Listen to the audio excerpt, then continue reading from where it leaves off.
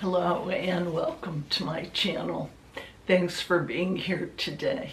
This is the fourth in a series of 4 modern movements in Christianity, and I will put links in the description box to the other 3. Today I'm talking about Dominionism. Dominionism is a theocratic idea that regardless of theological views or a timeline, Christians are called by God to exercise dominion over every aspect of society by taking control of political and cultural institutions. Now, if that sounds extreme, let me explain right up front that there are soft dominionists and hardcore dominionists. There's an entire spectrum of thought, and this covers a number of different ways of approaching this subject. This is not, however, the first time in the history of religion or in the history of humanity that religion and politics have intertwined. At the midterm point in the history of the Christian church, the Roman Catholic Church, which was predominant at the time, was very involved with the European political leaders of the day. And the goal was that the Roman Empire would be led by the Holy Roman Emperor, who would take a lead from the Pope. And this was called Christendom. You can see lots of information about what the results of this intersection between the Roman Catholic Church and the political leaders of that time were. Didn't lead always to good things, and one of the results of the activities of the church at that time was actually the Protestant Reformation. Now, this is a Protestant movement in the church today.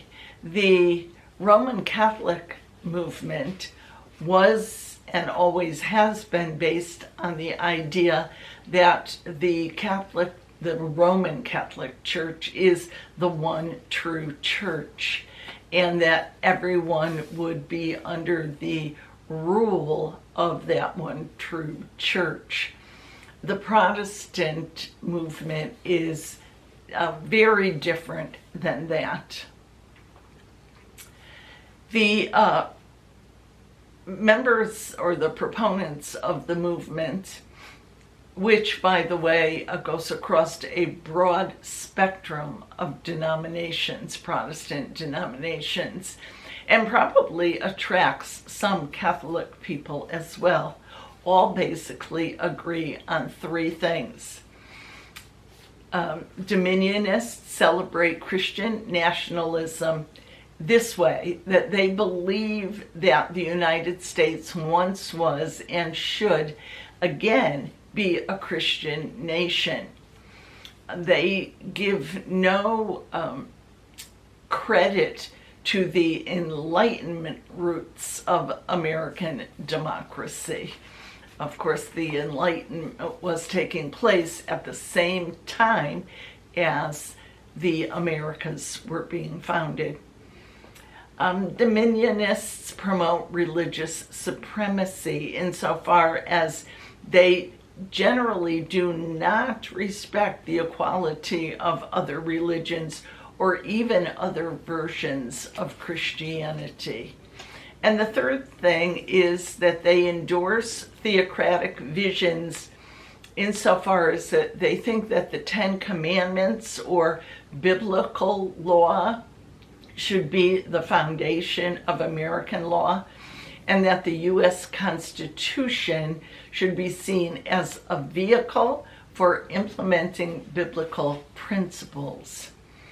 Of course, Christian nationalism takes a distinct form in the United States, but Dominionism in all of its variants has a vision for all of the nations.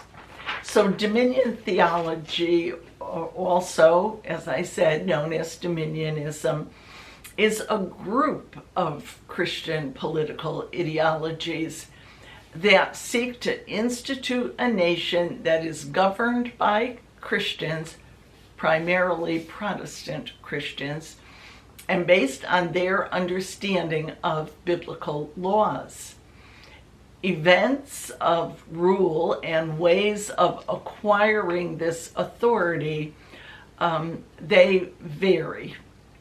For example, dominion theology can include, but doesn't have to, an actual reinstatement or advocacy of adherence to the Mosaic laws. That's the law of Moses, the Jewish Torah, found in the first 5 books of the Jewish scriptures that Christians call the Old Testament. And the label is, this label, Dominionism, is primarily applied to groups in the United States, not in other parts of the world. Some of the major groups involved in this are Calvinist Christian Reconstructionism, the Charismatic and the Pentecostal Kingdom Now theology, and something called New Apostolic Reformation. Now, most of the contemporary movements that have been labeled as Dominion theology arose in the 1970s from different places in the world of Protestant Christianity. It's based first and foremost on a scripture, Genesis 1:28, preferably from the King James Version, where God grants humans dominion on the earth. I'll read it to you. And God blessed them, and God said to them, "Be fruitful and multiply, and replenish the earth, and subdue it, and have dominion over the fish of the sea, and over the fowl of the air, and over every living thing that moves on the earth." Well, this phrase of, or name, Dominionism, really started in the 1980s when some evangelical authors and some speaking about evangelicals began to use it. Christians generally interpret this scripture in Genesis to mean that they have dominion and responsibility for the earth.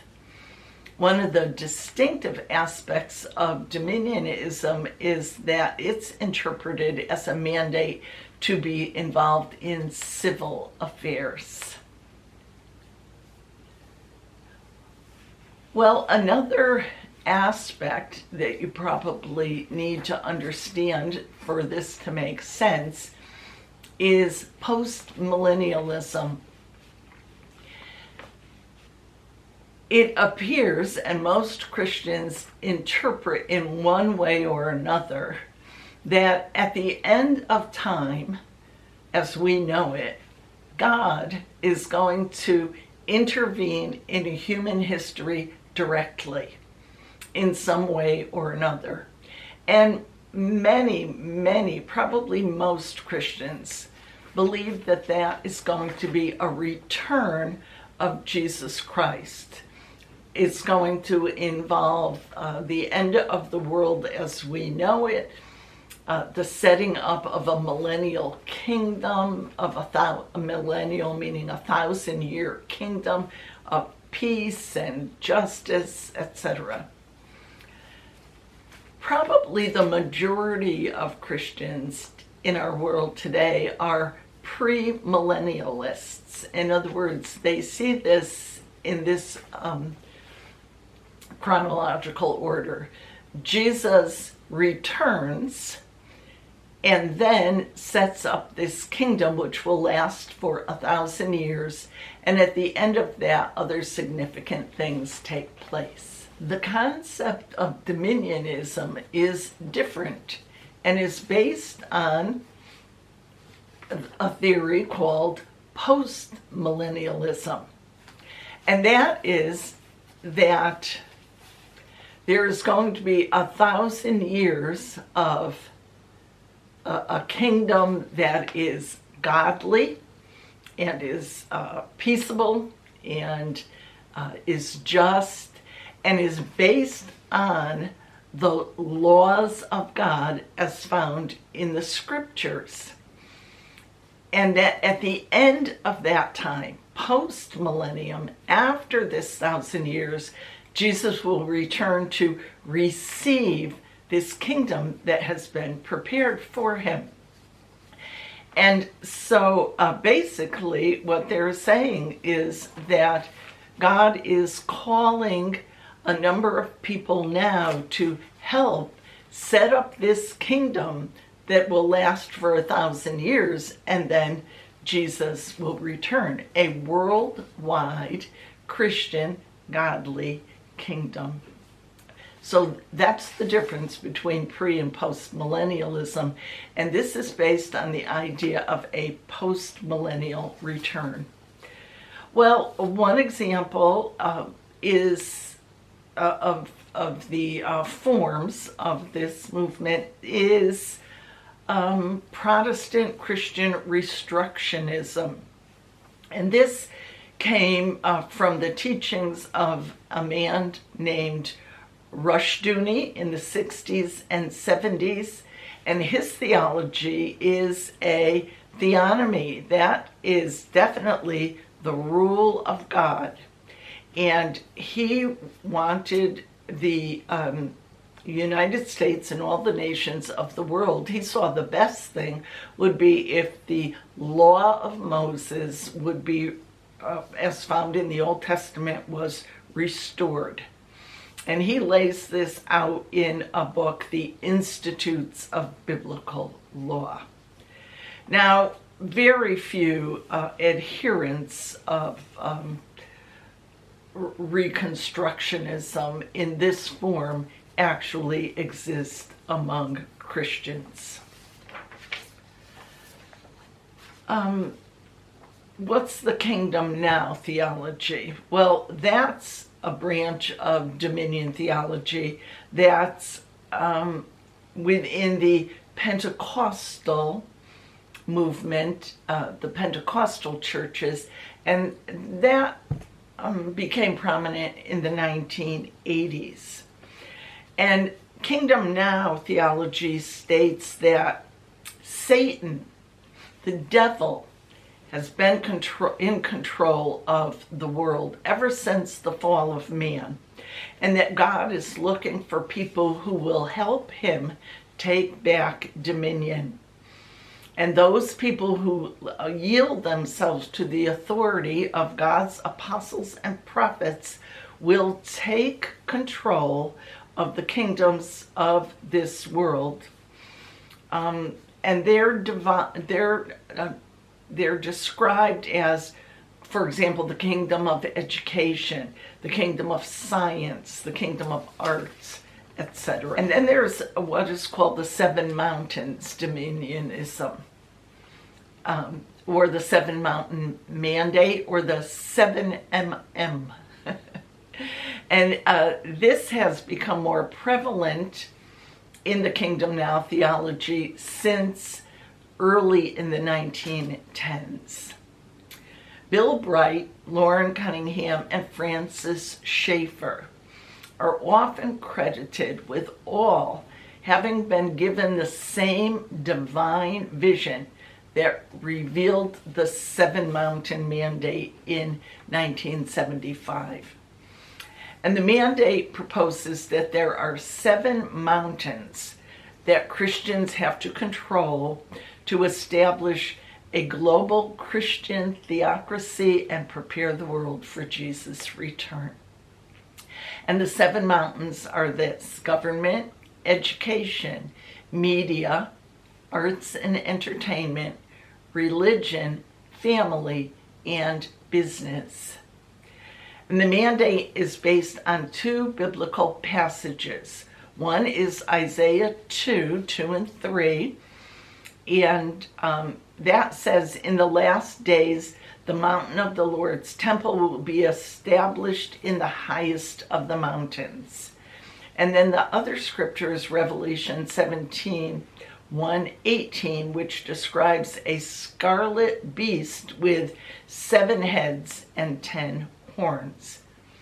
So there are some prominent Christian leaders who support this 7 mountain mandate that you might have heard of: James Dobson, John Hagee, Bill Johnson, Paula White, and some notable politicians have embraced it as well.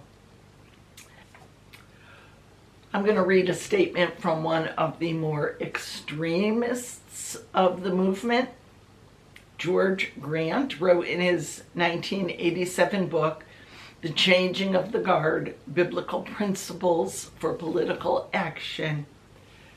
Christians have an obligation, this is a quote, "a mandate, a commission, a holy responsibility to reclaim the land for Jesus Christ." Obviously, he's talking about the United States.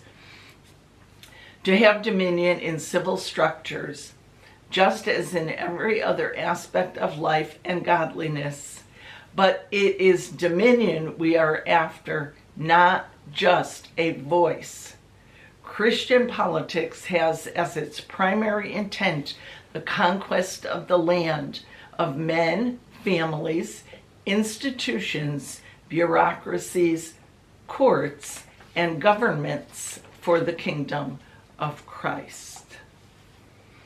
Well, in many ways, you can see dominionism, while it has its basis as a theological, a Christian believers movement, it's becoming more and more a political phenomenon than a theological one. And it cuts across Christian denominations who have many differences, from stern, austere sects of Christianity to the signs and wonders culture of the modern megachurches. Well, my videos are about religious aspects, and this I've tried to bring out the basis of the religious aspects of the movement. So I'm going to leave any discussion of its role, its actual role in politics here.